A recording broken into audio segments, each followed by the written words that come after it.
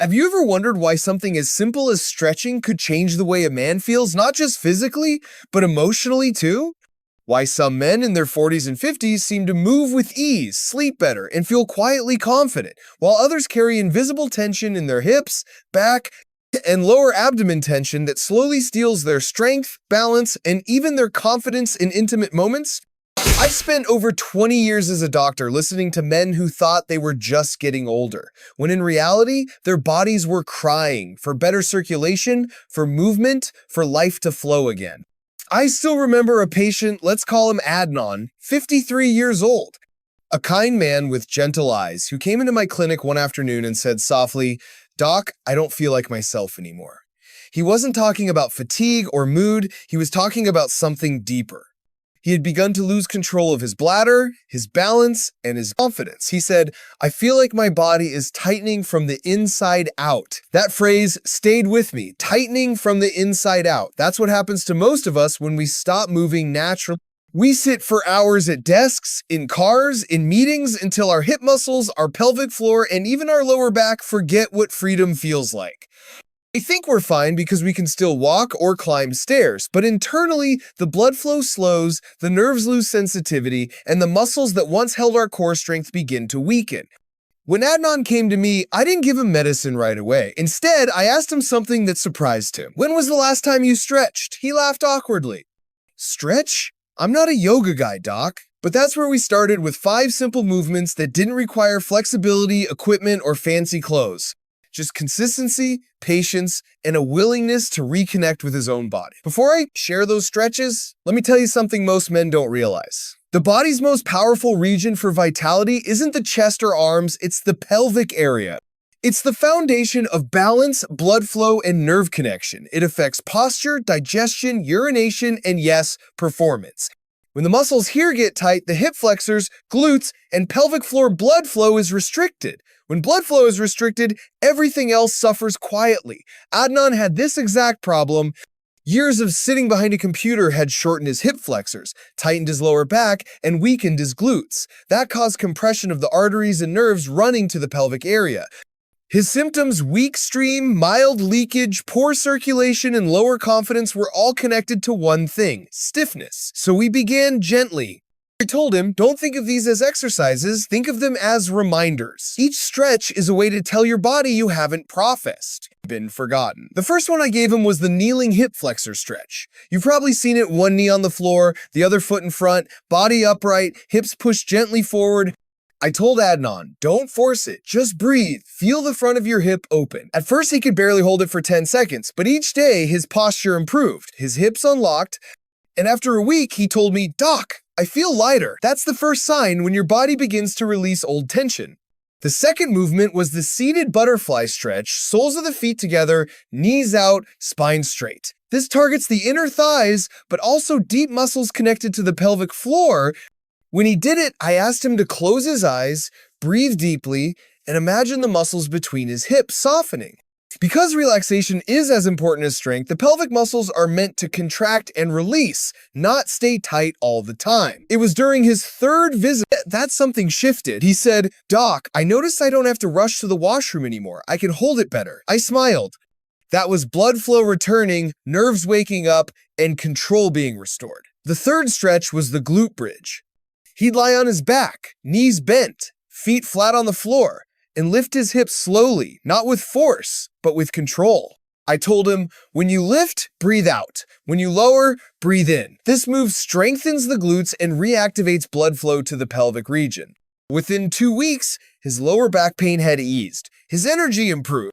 And he said something I'll never forget: "I feel connected again, like my body and mind are on speaking terms." That's what movement does. It reconnects what stress and sitting have separated. The fourth stretch was the pelvic tilt lying on his back, flattening the lower spine into the floor, gently tightening the lower abs. This one seems simple, but it's powerful. It retrains the deep muscles that control posture, stability, and urination. Most men who leak urine or feel pressure when coughing or laughing have weak coordination in these deep muscles. By practicing the tilt, Adnan was rebuilding control from the inside out. And finally, the fifth stretch, my personal favorite, the deep squat hold. Not the gym squat, but the natural human resting position. I told him to hold onto a chair for balance and lower himself slowly, keeping his feet flat. At first, he could only go halfway, but over time, he began to sit deeper, breathe easier, and hold longer. This stretch opens the hips, decompresses the spine, and improves pelvic circulation like nothing else. After a month, Adnan came to my office with a quiet smile. He said, "Doc, I don't know if it's coincidence, but I feel younger." I asked what he meant. He said, "My back doesn't hurt, my stomach feels tighter, I even sleep better." What he didn't say directly, but what I could see in his face, was that his confidence had returned. It's important to understand these changes weren't magic, they were biology. The male body depends on good circulation to function well. When muscles are tight, arteries can't expand properly. When nerves are compressed, signals get weak. But when you restore movement, everything starts working together again, from the bladder to the brain. I began using these same 5 stretches for dozens of patients, men in their 30s, 40s, 60s, and the results were consistent. Better posture, stronger control, improved energy, and something even deeper, a sense of self-respect. Because when a man takes care of his body takes care of him. One patient, a 7-year-old teacher, once told me, "Doctor, I don't feel ashamed anymore." When I asked what he meant, he said, "I used to hide my issues, thinking it was weakness. But now, I understand it was just my body asking me to listen." That moment nearly brought tears to my eyes, because too many men carry silent suffering, afraid to talk about things like control, weakness, or fatigue. I always tell them it's not about being strong all the time, it's about being aware. Awareness is the beginning of healing. When I reflect on all these stories, I realize something beautiful. The human body has a remarkable ability to heal, but it needs participation. It needs us to move, breathe, and show up for it daily. In part 2 of this story, I'll tell you what happened to Adnan 6 months later, how one small morning routine changed not just his health, but his relationships, mindset, and purpose. I'll also explain the deeper science behind why these simple stretches work, the connection between movement, blood vessels, and hormones that shape a man's vitality. But for now, remember this: strength doesn't come from force, it comes from flow. When you move, stretch, and breathe with awareness, you're not just exercising your body, you're restoring your foundation as a man.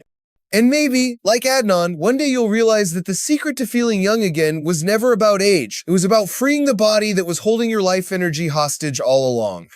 6 months later, Adnan walked into my office looking like a different man. His posture was straighter, his steps lighter, and there was something in his face I hadn't seen before: quiet pride. He shook my hand firmly and said, "Doc, I didn't just get better. I got myself back." I remember sitting across from him, smiling, but inside I felt something profound.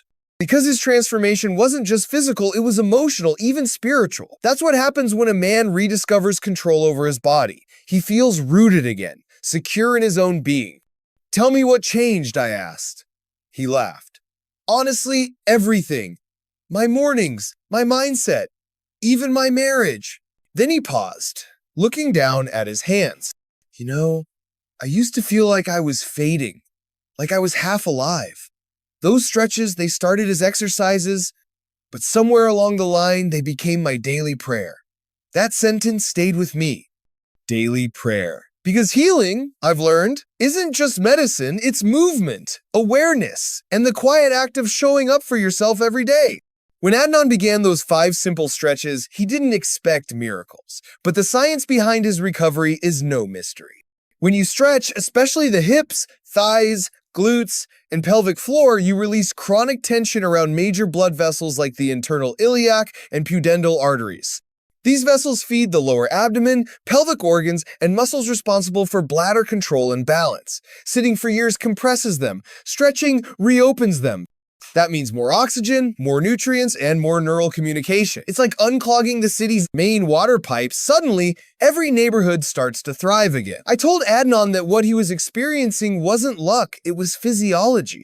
When you restore blood flow to your pelvis, your body's hormones respond. Testosterone production becomes more efficient. Your brain receives better oxygenation. Even your mood stabilizes. That's why movement affects everything from physical strength to emotional resilience. He nodded, listening quietly, and then said, "I've noticed something else too. I used to wake up tired. Now, even on short sleep, I feel alert. That's because circulation isn't just about muscles, it affects your brain chemistry. When your blood moves freely, your nervous system calms. Stress hormones lower. Focus returns. One morning, Adnan told me he added a small ritual to his routine. Before doing his stretches, he'd stand in front of the mirror, place a hand on his lower abdomen, and say, "Thank you for still working." That simple. Gratitude, he said, made him treat his body differently. He began walking after meals, drinking more water, sleeping earlier. Not because I told him to, but because he started listening to himself. That's the hidden power of these small habits. They build self-respect. And self-respect heals deeper than any medicine ever can. Around that time, I began to teach these same 5 movements in small men's workshops. And what amazed me wasn't how the body responded, I expected that, but how the mind changed. Men who walked in feeling broken would, within a few weeks, start talking differently.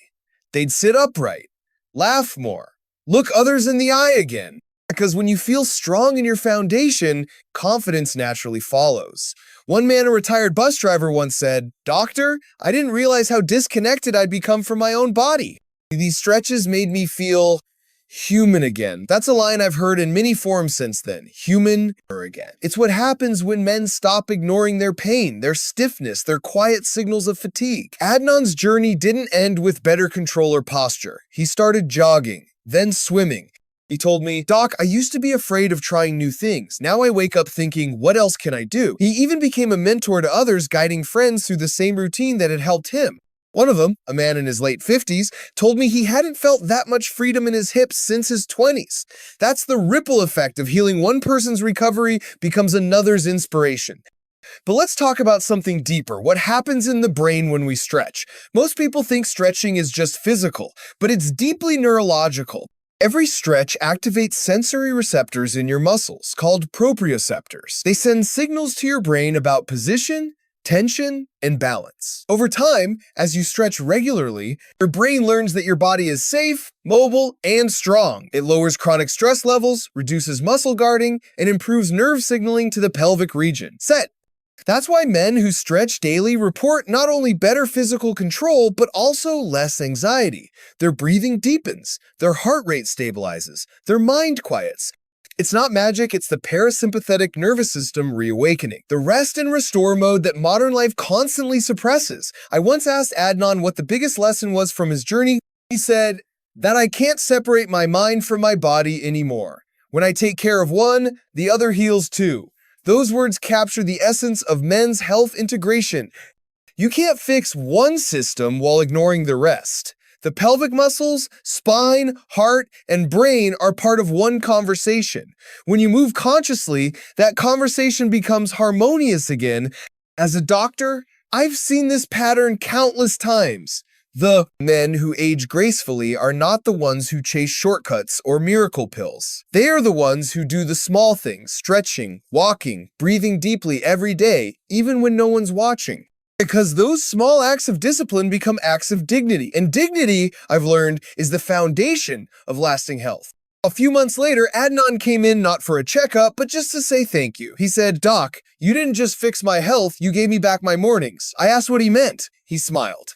Because now, every morning, I get to start with gratitude instead of worry. When he left my office that day, I sat in silence for a long time. It reminded me why I chose this profession. Not to prescribe, but to teach people how to return home to their bodies, their breath, their movement. If you're listening to this now, I want you to take one message from Adnan's story. Healing doesn't begin in the hospital. It begins when you stop rushing and start noticing your breath, your posture, your pain. When you start treating your body as a partner, not a problem. You don't need to be flexible, athletic, or young.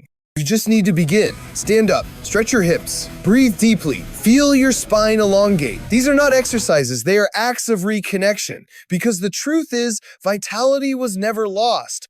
It is only hidden beneath years of tension, stress, and silence. And when you release that tension, when you breathe life back into your body, you realize something extraordinary. Your body still remembers how to heal.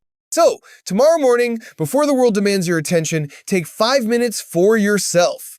Do those 5 stretches. Don't think of them as therapy, think of them as a conversation with your body. Each movement whispers, "I'm still here." That's where transformation begins. Not in effort, but in awareness. Not in force, but in flow. Adnan taught me that a man's strength isn't measured by how much he can lift, but by how much he can release. Release fear, tension, and self-doubt. Because when he does, his body responds with grace. His blood flows freely. His heart beats calmly, and his mind finally finds peace. If you've been feeling disconnected, tired, or uncertain about your health, start here. Stretch, breathe, move slowly. It's not just about improving control or posture. It's about reclaiming your aliveness.